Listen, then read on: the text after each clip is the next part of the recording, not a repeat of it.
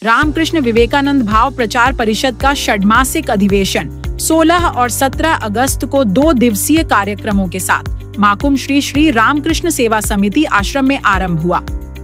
इस अधिवेशन में असम और अरुणाचल सहित कुल 35 आश्रमों के प्रतिनिधि शामिल हुए।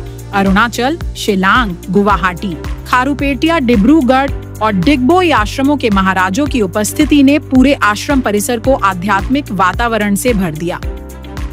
अधिवेशन के दौरान ध्वजारोहण, विशेष पूजा और भक्त सम्मेलन जैसे कार्यक्रमों का भी आयोजन किया गया। मूल उद्देश्य হৈছে যে মানে रामकृष्ण विवेकानंदर जी भावधारा ताक समाजक মানে কোৱা বুজাই দিয়া ইয়াৰ মেইন উদাহৰণ। ইয়াত আমাৰ 5জন মহাৰাজ আহিছে। আমাৰ रामकृष्ण विवेकानंद जी ভাৱ প্ৰচাৰ পৰিষদৰ প্ৰেসিডেন্ট তেখেত আকৌ সেক্ৰেটাৰী মহাৰাজ হয় रामकृष्ण मिशन नरोत्तम नगर। नमस्कार, मैं श्री देवजीत दास, सभापति श्री रामकृष्ण सेवा समिति माकुम।